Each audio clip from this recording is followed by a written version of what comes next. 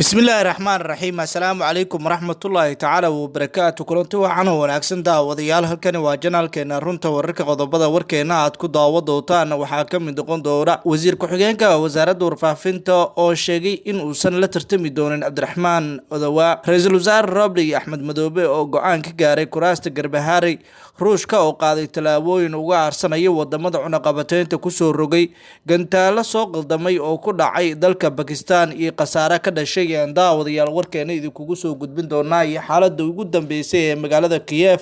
wararkaasi warar kale ayaan ku soo qaadan doonaa haddaba daawada haddii aad janaalkeena ku cusub tahay subscribe noo saar janaalka wararkeena like iyo share iyo commentiga noogu dadaala aan ku bilaawo qodobka ugu horeeya wasiir ku-xigeenka wasaaradda warfaafinta oo gebi ahaanba u tanaasulay Cabdiraxmaan Odawa wasiir ku-xigeenka wasaaradda warfaafinta Soomaaliya Cabdiraxmaan Yuusuf Al Cadaala ayaa gacan ka taagay loolanka ugu jiray kursiga Hob Eber 69 isagoona qirtay in looga adkaaday una hambaliyay Cabdiraxmaan Odawa oo hadda kursiga ku fadhiya mar kalena u sharaxan inkastoo kursiga doorashadiisa aysan weli dhicin haddana Al Cadaala ayaa garwaaqsaday in rajada oo ku hanan karo ay tahay 0 taasi oo keentay inuu ka haro Al Cadaala ayaa qoraal uu soo dhigay Facebook ku yiri waxaan halkaan ugu hambalyeynaya adeerkay Cabdiraxmaan Maxamed Xuseen oo noqonaya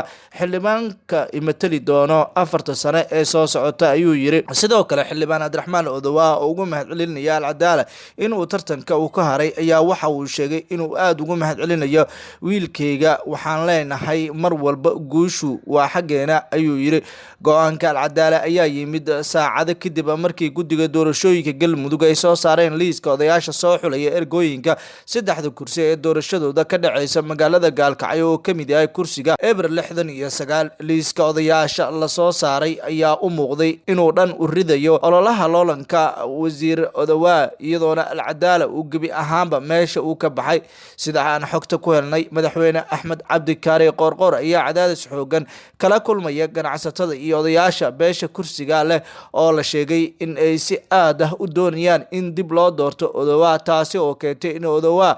uu taageero fara badan uu ka helo qaybaha kala duwan ee bulshada waxaa hadda la filanayaa in odayaasha ay magacaabaan ergada taageersan Odawa taasi oo meesha ka saareysa rajadii Al Cadaala inkastoo odayaasha ay yihiin kuwa saxda ahaa haddana waxaa horay u jiray dadaalo ay xafiiska ra'iisul wasaaraha Roble uu ku doonayay in Odawa meesha gebi ahaanba laga saaro hase ahaatee taasi way ku hongoobeen kooxda madaxweyne Farmaajo ayaa iyadana doonaysa in ay garab ay siiso Cabdiraxmaan Odawa dhanka kale ra'iisul wasaare Maxamed Xuseen Roble iyo Axmed Madoobe ayaa go'aan ka gaaray kuraasta Garbahaare waxaa weli taagan xiisada ka dhalatay kuraasta taala magaalada Garbahaare ee gobolka Gado halkaasi oo ay isku hayaan maamulka Jubbaland iyo sidoo kale kooxda Filla Soomaaliya xogaan helnay ayaa sheegaya in ra'iisul wasaare Maxamed Xuseen Roble madaxweynaha Jubbaland Axmed Maxamed Salaam Axmed Madoobe ay isku raacaan in kuraasta taala Garbahaare loo wareejiyo magaalada Kismaayo ee xarunta maamulkaasi wada hadalada Roble iyo Axmed Madoobe ayaa ku heliya madaxweyne Dani waxaana dhamaantoodba isla qaateen in haddii go'aankaasi shaqeyn waayo dib loo dhigayo doorashada kuraasta taala Garbahaare ilaa inta la dooranayo guddoonka baarlamaanka iyo madaxweynaha Soomaaliya go'aanada dhinacyadani ka qaateen kuraasta taala Garbahaare ayaa waxaa la rumaysan yahay inay soo dedejinayso talaabada ay u qaadayaan maamulka Garbahaare ee hoostaga Filla Soomaaliya kaasi oo dhawaan diiday in halkaasi ay tagaan wafdi uu magacaabay Roble sidoo kalena waxaa go'aamada cusub horseed u noqon doonaan in ay Filla Soomaaliya ay diido inkastoo ay maamulka hadda madaxweyne Axmed Madoobe ee saacad u sheegeen inay talaabooyin adag ay qaadi doonaan madaxda Jubbaland oo ugu horeeyo madaxweynaha maamulkaasi ayaa horay waxay u sheegeen in 16 kursi ay taala magaalada Garbahaare go'aankeeda isaga uu leeyahay cid ka hor istaagi kartana aysan jirin si kastaba go'aankani cusub ayaan la ogeyn sida uu u dhaqangeli doono maadaama kooxda Farmaajo ay xeelad iyo dhaqaale badanba ay ku bixisay sidii gacanta ay ugu dhigi lahayd kuraasta taala magaalada Garbahaare lama oga wax walba sida ay noqon doonaan inkastoo xaaladda siyaasadeed ee haatan halkaasi ka jirto ay noqon karto mid saameyn badan bulshada ku yeelanayso laga kalena cabsi xoogan ayaa weli ka taagan magaalada Gaalkacyo iyadoo wararkii ugu dambeeyay ee ka imaanaya halkaasi ay sheegayaan in madaxweynaha maamulka Galmudug Axmed Cabdi Kaari Qoorqoor oo ciidamo fara badan geeyay magaaladaasi wararkii ugu dambeeyay ayaa waxay sheegayaan in madaxweynaha maamulka Galmudug Axmed Cabdi Kaariye Qoorqoor uu ku dadaalayo in gebi ahaanba uu ka adkaado cid kasta oo aan siyaasadeedkiisa ka soo horjeeda. madaxweynaha maamulka Galmudug ayaa waxa uu ka mid yahay tiro siyaasiyiin oo maalmihii ugu dambeeyay eedeymo kala duwan loo jeedinayay. sababaha ugu waaweyn ee eedeymaha loogu jeedinaya ayaa waxaa ka mid ah in xaaladaha adag ee mararka qaarkood jira in xal waara loo baahan yahay in laga gaaro. hase ahaatee mararka qaar ayaa waxay u muuqanaysaa xaaladda gaalkacyo in ay kasii dari karto. ugu dambeyntiina wararka ugu dambeeya ee Ruushka haddii aan eegnana gantaalada soo qaldamay ayaa ku dhacay dalka Pakistan iyadoo khasaare ay ka dhasheen. gantaala si qalad ah uga soo baxday militariga dalka Hindiya ayaa si lama filaan ah uga soo dhacay gudaha dalka Pakistan, waxaana gantaalka lagu soo warinayaa in uu geystay khasaare dhimasho iyo dhaawacba.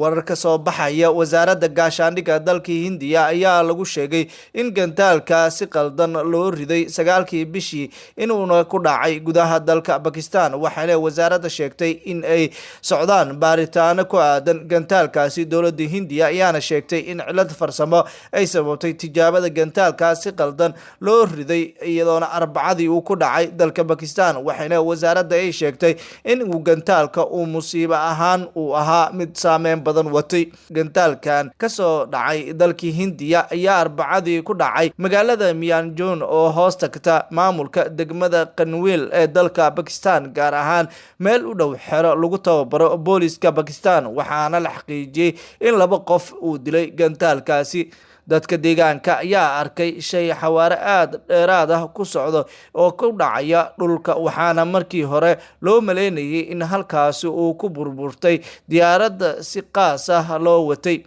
sargaal u hadlay dalka Pakistan ayaa xaqiijiyay in gantaalka uu ku soo dhacay gudaha Pakistan, waxa uuna sargaalkani sheegay in markii hore la garan waayay shayga xawaaraha sare ku socday ee ku soo dhacay gudaha Pakistan kana yimid dhinaca Hindiya. gantaalkan ka soo fakaday dalka Hindiya ayaa ku soo dhacay Pakistan iyadoona nuuciisa lagu sheegay Brahmos, waxaana gantaalkani si wadajir ah u farsameeyay militariga Hindiya iyo shirkadaha laga leeyahay dalka Ruushka, waana gantaal xawaarihiisu aad u dheereeyo. iyadoo dowladda dalka Pakistan go'aan cad ilaa haatan aysan qaadan. Ruushka ayaa qaadaya talaabooyin oo uu ku doonayay in uu ka aarsado wadamada cunaqabateynta ku soo rogay. Ruushka ayaa qaaday talaabo uga jawaabaya cunaqabateynta ee wadamada reer galbeedka ee ku soo rogeen kadib markii uu ku duulay wadanka Ukraine. xukuumadda Moscow ayaa sheegtay in 48 wadan ay ku tilmaameen kuwa galay falalka saaxiibtinimada ka baxayna